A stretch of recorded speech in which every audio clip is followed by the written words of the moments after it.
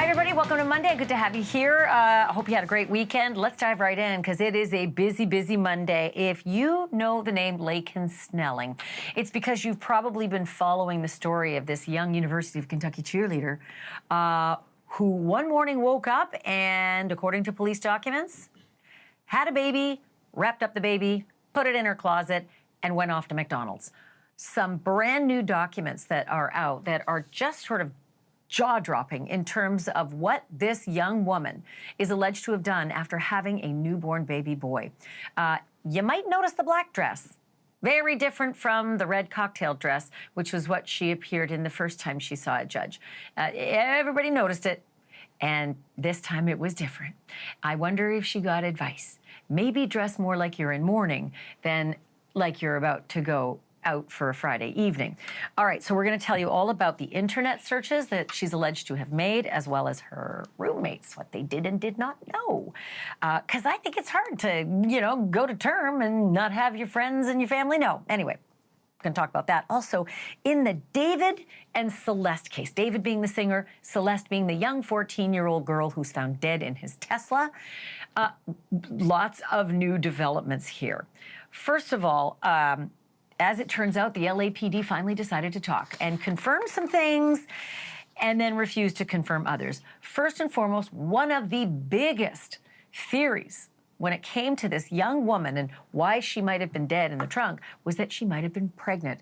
Well, now the reports are in. We've got the medical examiner's information, and not only does it tell you about her current condition, it tells you about her whole year and whether she'd been pregnant before, all the way throughout the last 12 months. We're going to tell you all of that. And the manager, remember the manager who was reported to have a Tesla in the garage bay at David's $20 million a month mansion? Some guy in a mask drove off with the red Tesla. It turns out it's registered to a manager. Not necessarily the manager, but that manager's talking, and the person he's talking to joins me tonight to talk about their conversation.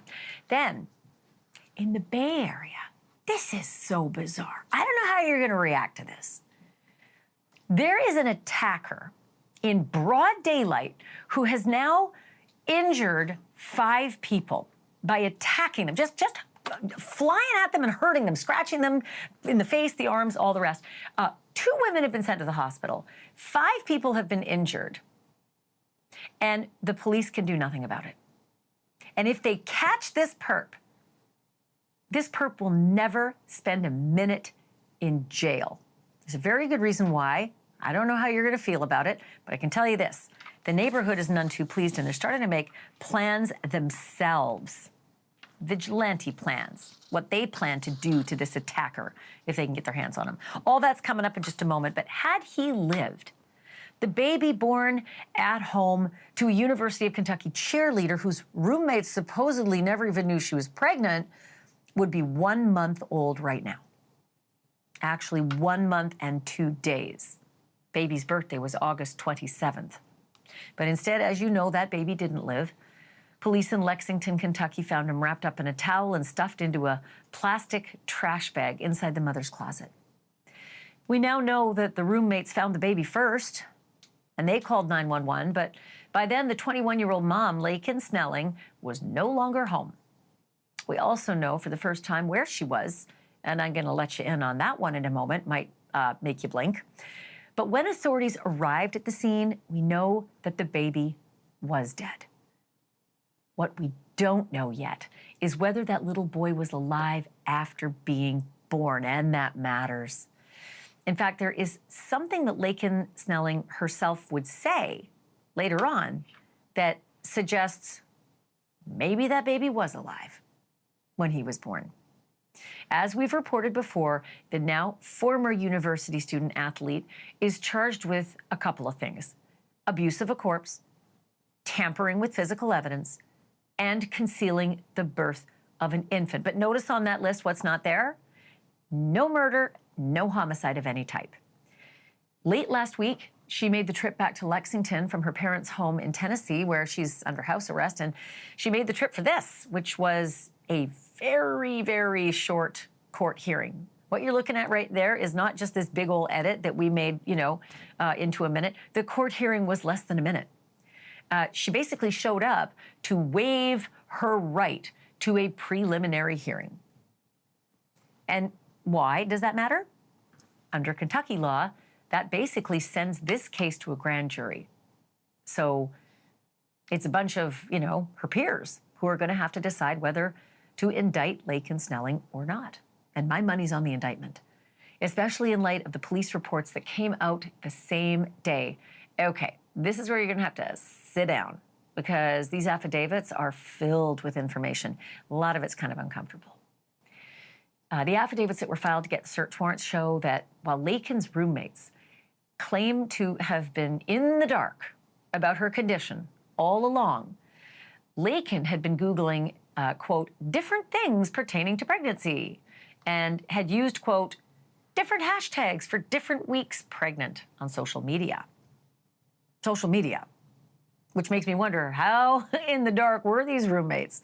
Don't they follow their roommate on social media?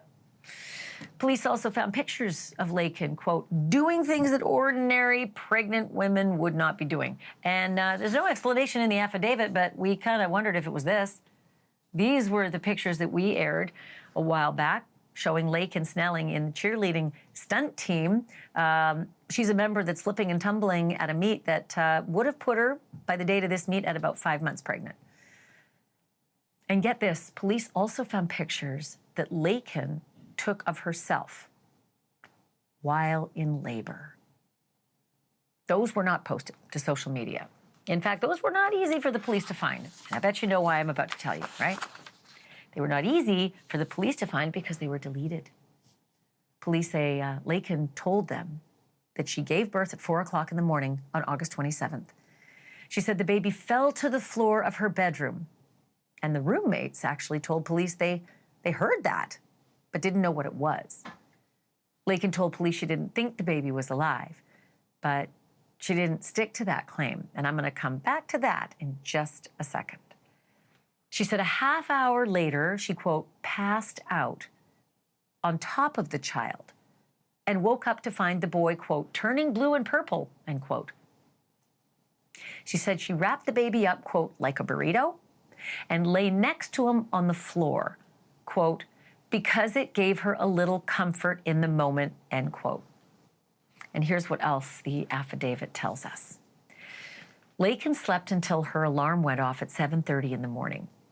Police say she then wrapped the baby in a towel, put the towel in the trash bag, and put the trash bag in her closet, and then took a shower.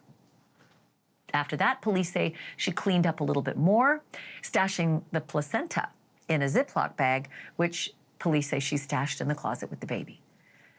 And then they say she drove to the University of Kentucky campus, but did not go to class. Instead, she ordered food from McDonald's, and after eating, drove to the student clinic. But then, curious, did not enter the building. According to police, she instead went back home, by which time her secret was out. So police took her in, but then they took her to the University of Kentucky Hospital where, and I want to read this actually verbatim because it's important.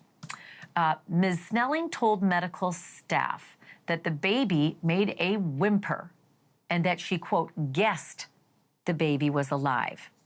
This is where I'm going to stop, and I'm going to bring in Mark Geragos, defense attorney, podcaster, and longtime friend of the show, and somebody who knows a lot about this because he's had cases just like it. Okay, Geragos, I think that last line is super important to me, that the affidavit says Laken Snelling told medical staff the baby made a whimper. That's kind of solid proof that the baby was not stillborn, that the baby was born alive.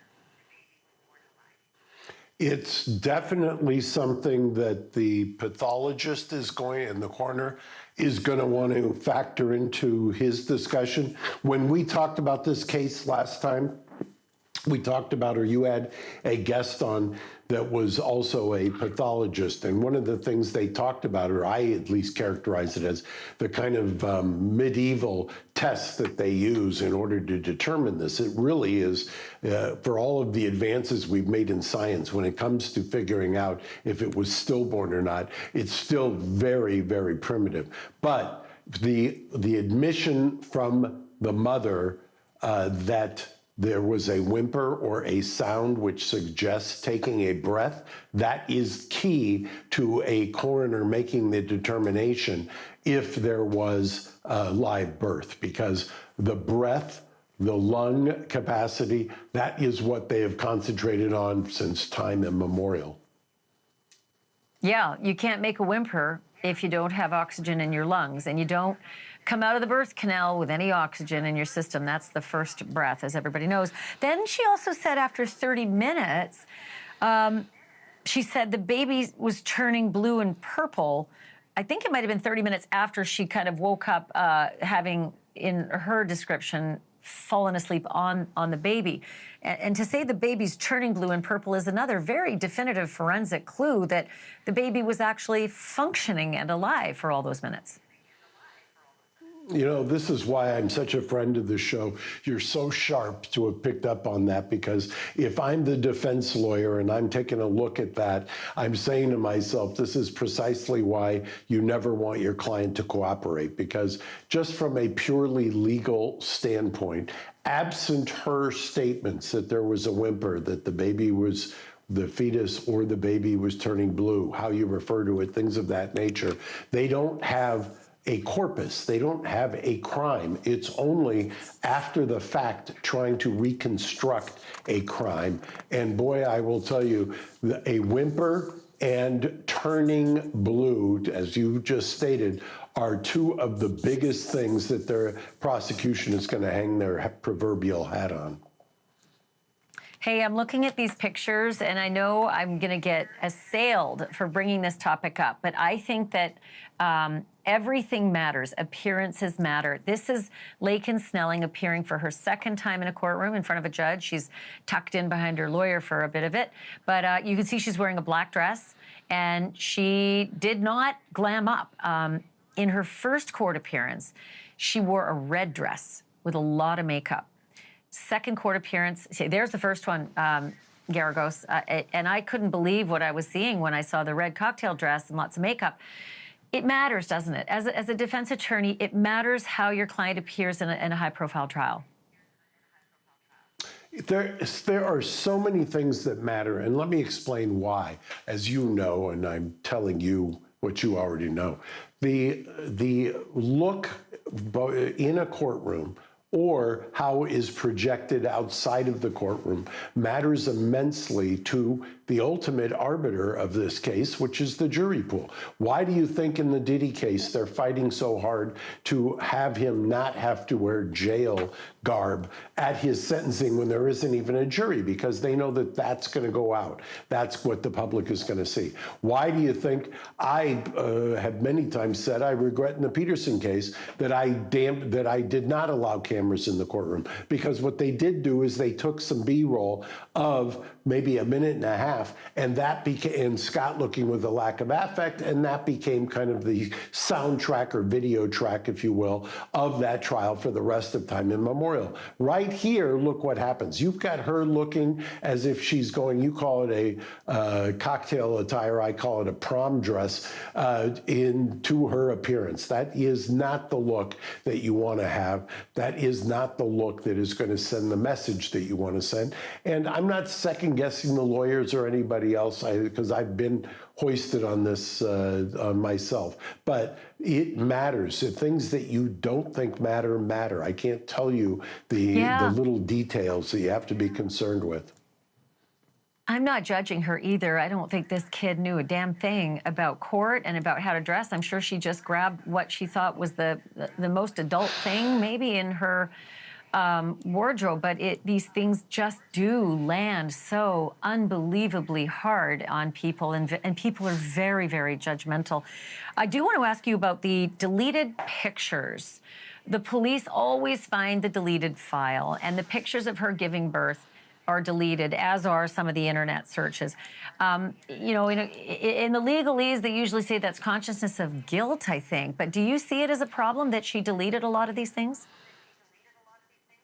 Well, you know, what people don't quite understand, both for where you search and what's been deleted. When you cross-examine, at least in my experience, when I cross-examine the computer forensics people, what you quickly find out is that something that is deleted is not necessarily deleted. And then what the law enforcement does is they will recreate, they will go to the unallocated space, they'll go to the cloud, they'll go to various other places and recreate what was deleted. That, to your point, can be damning if it's something that shows consciousness of guilt. The other thing on internet searches, I'm always a little leery of that because anytime you go onto an internet or land on a website, you get bombarded with pop-ups. You get bombarded, and if you were to go in slow motion, which I often do during cross-examination, as to the search browser, searching for that website, many times one of the things that they consider to be a search is not a search, it's not the end point, it's just one of the signposts on the way. So you have to be very careful. It's a waypoint. You have to have yeah, and so one of the things that you're labeling or saying she was searching for may not be. Okay, quickly, I only have about 20 seconds left, but I've got to ask you about the trip to McDonald's after she, allegedly wrapped this baby up, put it in the closet, put him in the closet, left the house. I remember giving birth twice to two little boys, and I was absolutely famished the next day. And here's a girl who's probably going to be assailed for going to McDonald's when maybe she couldn't face whoever was in her house to get food in the house and just wanted to get away from seeing anybody. But how do you spin that if you're a defense attorney in court? And that's a really ugly fact. Just basically embracing what you just said. Generally, if you've got either a female judge or females on your jury, or anybody who's been around a female who has just given birth, they're going to tell you exactly what you just said, that sometime right after giving birth, right after you've recovered from what is an ordeal, you become incredibly famished. And clearly there is no playbook after these kinds of things. I mean, if you believe that she didn't really know, or she may have suspected but didn't know until it happened, which is the kind of the situation that I've defended on a couple of occasions, there is no playbook for how you react, but there is also, it is a biological fact, so to speak, that you are going to be, to borrow your word, famished. And if you're famished, you're hungry, you're gonna go where you're gonna go.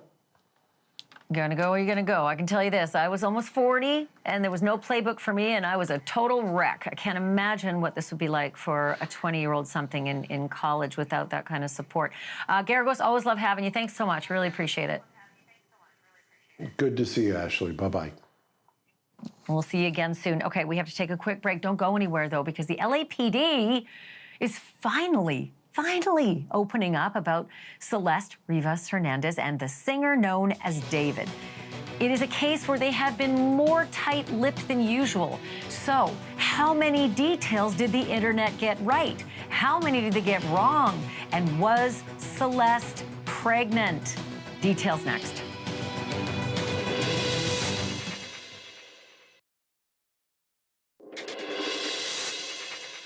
Brand new video of Celeste Rivas Hernandez that completely rewrites the timeline of the case as we've come to know it has surfaced.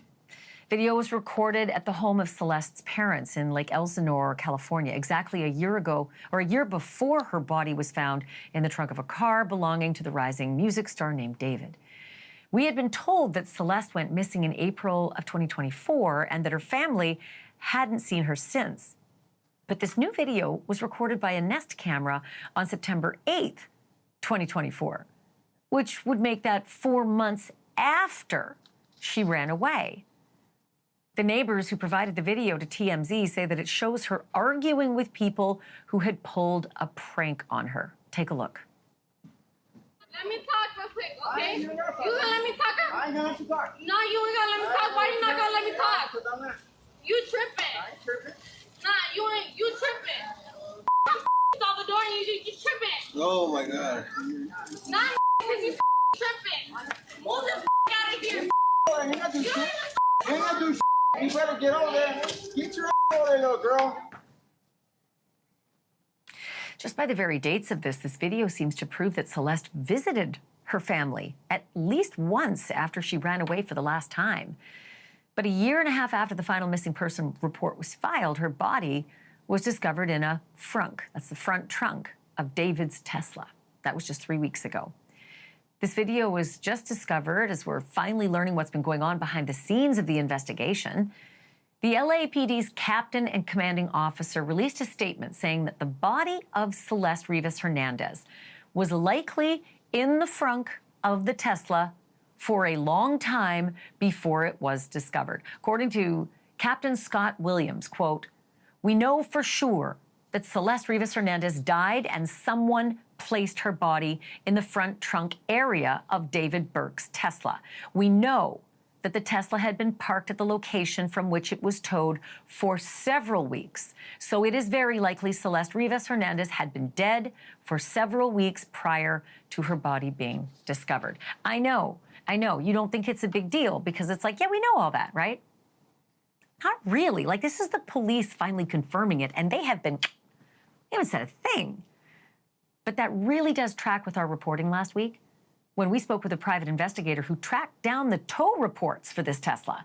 And they show that neighbors had called police about that car on August the 26th. Police responded the next day and ticketed the car as per protocol. They got to wait 72 hours between each of the tickets they put on there. And after 3 visits, then they can tow the car. The second ticket came September 3rd, and the Tesla was finally towed September 5th. So by our math, police were involved with the car for a week and a half. But the neighbors who lived nearby said the Tesla had already spent close to a month abandoned on that side road. And by the way, incidentally, it was just one street over from David's $20,000 a month mansion that his manager was renting. The Tesla was registered in David's legal name, David Burke. The 20-year-old singer has not been arrested, nor has he been named a suspect. But his friends confirmed to TMZ last week that he was indeed in a romantic relationship with a 14-year-old girl, Celeste. Social media posts indicate they may have even known each other since she was 12, and maybe even 11. Captain Williams responded to the friend's characterization by saying, quote, "As far as their relationship, it would be premature for me to say anything. We are looking into everything." An important piece of the puzzle that has yet to be determined is Celeste's cause of death. The medical examiner has deferred a cause while they await the toxicology results. But one thing they have determined is that Celeste Rivas Hernandez was not pregnant when she died. She had not even been pregnant in the past year either. There was a lot of speculation online that she may have been pregnant with David's child. Maybe that was what led to all of this.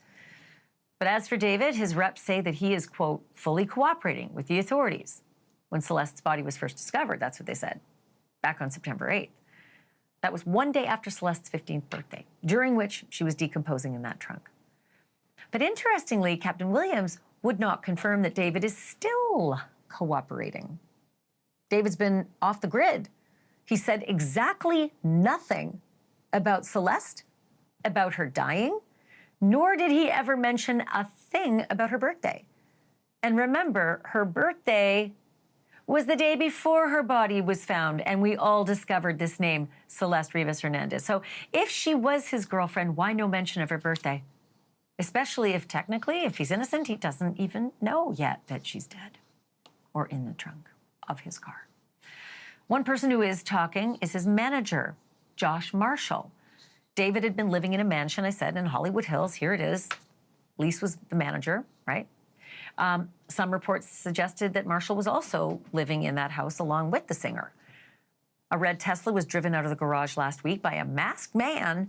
And the plates, according to a KTLA reporter who was at the scene, traced back to David's management. The manager, though, Josh Marshall, says, is denying the accusations on TikTok that this is his car. He uses the handle JMogul. His post was in response to a TikTok video accusing him of being involved in Celeste's death. And Marshall wrote this in response, quote, "I had zero knowledge of anything, and I don't live in California. I work remotely 95% of the time, and my job doesn't require me to have much interaction with any of my clients / David, as there are many others that work with him on a day-to-day capacity. Not me. LA Magazine confirmed that Josh Marshall was in fact behind those TikTok comments. The headline reads, "Josh Marshall breaks silence on TikTok amid Celeste Rivas Hernandez investigation." Lauren Conlon was the writer of that piece, also the host of the Outlier podcast, and she joins me now live. It was a really good break, you being able to connect with Josh Marshall to get him to confirm these things. Did he say anything else? Did he mention anything about where his client David is right now? No, Ashleigh, and truthfully, I saw these comments on TikTok on this random video. I could not believe it, and I'm thinking to myself, it's been weeks. There have been so many allegations. Josh Marshall has not said anything yet. So, you know, in order to file this story, I really had to make sure that it was him and these messages were authentic. So I messaged him, not really expecting to get a response. I did some diligence, so I was about 98% sure it was him. And he did write back, and he just confirmed that it was him, and he just stood by his statements, and that was it. So it really wasn't much of anything. However, I still am kind of in shock, because the first time you speak out, why would you clap back, in the comment section of a random TikTok video? I do feel like he possibly has consulted with a lawyer, which is maybe why he didn't bring Celeste's name up at all. And he didn't really say anything else besides a denial of knowing anything. So who knows? But I was just really surprised. Well, I was happy to get that clarification that the car license plate traced back to management, not him as manager. So it was interesting to hear him say, "Hey, hold it, that's not my car." The jury's out on that, but I'll take him at his word for now until we know otherwise. I want to ask you about this mystery email. This is just so curious, though. It's an email that apparently was sent to Josh Marshall. Again, this is the manager of the singer, David. And it's sent by, quote, adults in Celeste's life after her final runaway in 2024. Or rather, not her final runaway, one of her runaways in 2024. The day after the email, Celeste returns home, almost as though the email gets to David and Celeste, and they're like, go on, they're on to us, you better go home, right?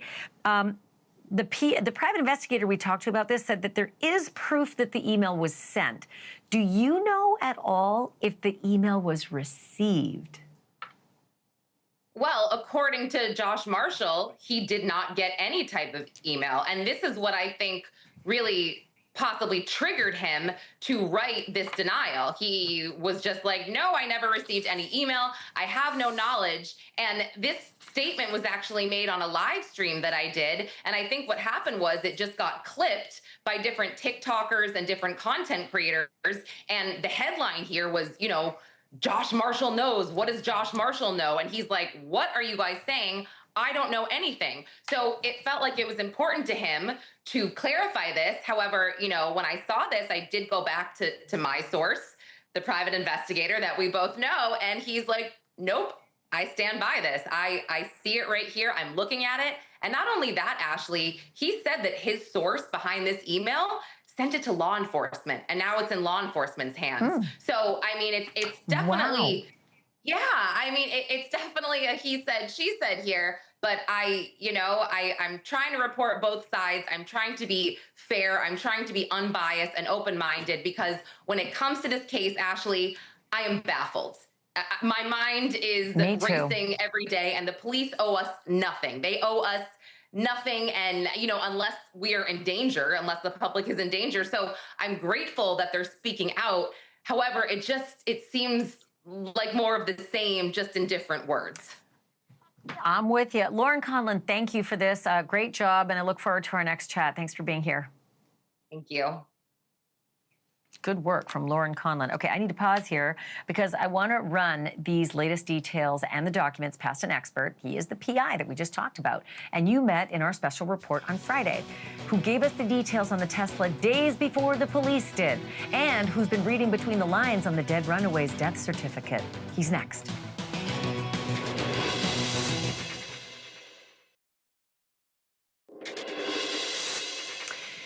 It's been 3 weeks to the day since the body of a teenage runaway was found in the trunk of an impounded car owned by a prominent young singer who happened to be her boyfriend. It has been assumed and sleuthed and now officially confirmed by police that the body had been in that trunk for several weeks before that. But now police are also saying that until and unless they determine how Celeste Rivas Hernandez actually died, they will not know whether she's a homicide victim or an accident victim, or maybe even took her own life. In a statement to NewsNation, the LAPD captain overseeing the investigation said the following, quote, "It remains unclear whether there is any criminal culpability beyond the concealment of her body." Wow. Which is all the more interesting when you remember the LA police chief indicated that this was a homicide, like last week. This was a homicide investigation. He did it in a TV interview. Keep in mind also that the medical examiner doesn't even have Celeste's remains anymore. Those were given back to her family also last week. My next guest is a private investigator specializing in missing persons who's been looking into the mystery of Celeste's death. Steve Fisher, welcome back to the show. Let's just dig right into that. Last week, we've got the chief of police, Jim McDonnell, saying, whenever you investigate a homicide, you look at all the associated issues as well, and that's something they'd certainly be looking at when asked about this case. That I perked up. There he was talking about a homicide and the associated issues. Now we're hearing from his LAPD captain. It remains unclear whether there's any criminal culpability beyond the concealment of her body. How does this square with you? Is this a misstatement? Are they, one hand's not talking to the other? Well, two wildly different statements, right? I think that maybe what the chief was saying is that all these, cases when you got a deceased body, that's not an obvious. The reason why is investigated as a homicide, and then it can be determined later not to be. But the statement about if there's any, criminal culpability, it may be just the concealment of the body. That's a misdemeanor in California. That's something that has a $1,000 fine and $1,000 to $10,000 fine and up to a year in jail. But somebody without a record will get probation. We're talking about, a minimal charge considering what we were thinking. And, I was really, really, really disappointed to see that there wasn't any mention when they talked about the criminal culpability of any harboring, trafficking, sex crimes against an 11 to 14-year-old girl. It's like they're not even looking at it. I know that there was a statement that looking at all the relationship, but when it came to the criminal part, it did not bring that up, and that's just horrible as far as I'm concerned. That's the worst part. Or maybe he's just waiting for David to talk to someone, and there it is. There's the evidence. He's mentioned it himself. He thought he was in the clear. We gave him a long leash, and he hung himself with it. Yeah. Maybe that's what they're doing. I don't know. Quick question, though, about the pregnancy. That was huge to me. When they said that she was not pregnant, nor had she been pregnant for a year, it was huge to me. Do you think it complicates anything, or do you think it just rules that part out? I think it's actually a good sign for the rest of the autopsy, because if they were able to determine that means that they probably did so through HCG hormone tests, which they got from probably the vitreous humor gel that's behind the eyeball. So that means that they will also be able to get full toxicology. She wasn't in such a state where they lost that. So if they were able to make this determination about pregnancy, then they can also get the toxicology and find out exactly what was in her system, how much, what levels, and from there can determine if that's, accidental or if there was something nefarious, and also what it is, because there are, if it's fentanyl and somebody gave her that fentanyl, then they can be held responsible. That is a criminal act. Yeah, it's a good point. That's a great point. Thanks for bringing that up. It makes a big difference. Steve Fisher, thank you so much. Good to have you on the show again. Look forward to the next time. Thanks. I appreciate it. Still to come, a serial killer murders 4 people on this day 43 years ago without ever coming close to any of the victims. His plan was brilliant, but almost impossible to pull off today. If you remember a time when you could pop off the cap to a Tylenol bottle without ever seeing a safety seal, you lived through this national terror. After the break, how the Tylenol killer did it, who the police tracked down, and what happened when they made an arrest.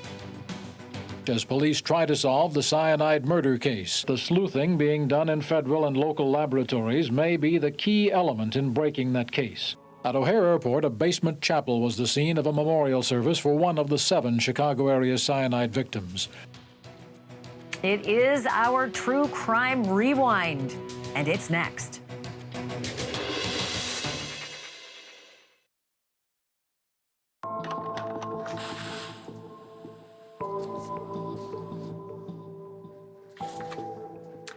If you ever struggled through a blinding headache to peel off the seal of an over-the-counter painkiller after slicing through the industrial-strength tape on the box, our next story is the reason why. 43 years ago today, on September 29th, 1982, Mary Kellerman, a 12-year-old girl from a Chicago suburb, died completely unexpectedly. And it happened just hours after her parents gave her an extra-strength Tylenol capsule to treat a sore throat. That same day, just 7 miles away, a 27-year-old postal worker named Adam Janis also dropped dead. At first, doctors thought he'd had a heart attack, but soon they realized he was poisoned with cyanide that came from an extra-strength Tylenol capsule. But before they knew that, Adam's brother, Stanley, and Stanley's wife, Teresa, rushed to Adam's house. Racked with grief and stress, they too reached for the Tylenol bottle that Adam had bought just that morning, and they too dropped dead. Over the next few days, 3 more people in the Chicago area died from poisoned Tylenol capsules. And there surely would have been more victims had a sharp-eyed county nurse not visited the Janis home herself and counted 6 capsules that were missing from the brand new bottle. Paramedics also took the bottle from young Mary's house and tested it too, and suddenly the link was made. Right after that, Johnson & Johnson recalled 31 million bottles of Tylenol at a cost of more than $100 million. Investigators determined that the tampering happened after the capsules had left the factory, so the company soon developed the tamper-proof packaging that is still in use today. But the mystery remained. Who was putting the poison into the Tylenol capsules? Here's more from our NewsNation affiliate, WGN. The tragic story of the Tylenol murders continues to unfold in the Chicago area as police try to solve the cyanide murder case. The sleuthing being done in federal and local laboratories may be the key element in breaking that case. Someone poisoned extra-strength Tylenol, the best-selling pain reliever in America, with lethal doses of potassium cyanide. Tylenol had been tampered with. 7 people in the Chicago area died. Several other Tylenol deaths were reported across the country. At O'Hare Airport, a basement chapel was the scene of a memorial service for one of the 7 Chicago area cyanide victims. The person responsible was never arrested, and the country grappled with a wave of fear over tampering with everyday products at grocery stores. The mayor is also concerned about possible tampering with foods such as salad dressings and peanut butter and pickles.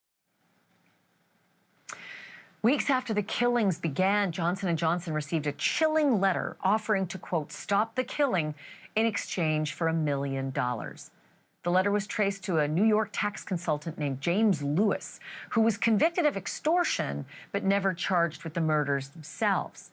In 2022, on the 40th anniversary of the murders, authorities interviewed Lewis again, still looking for leads or connections, but they came up empty. Lewis died a year later, and the Tylenol murders remain unsolved today. Coming up after the break, 2 women are hospitalized after a violent attack in broad daylight. And even though they know who did it, there is 0 chance that he's ever going to go to jail. We're going to show you the attacker and tell you what kind of justice the neighbors have planned. Next.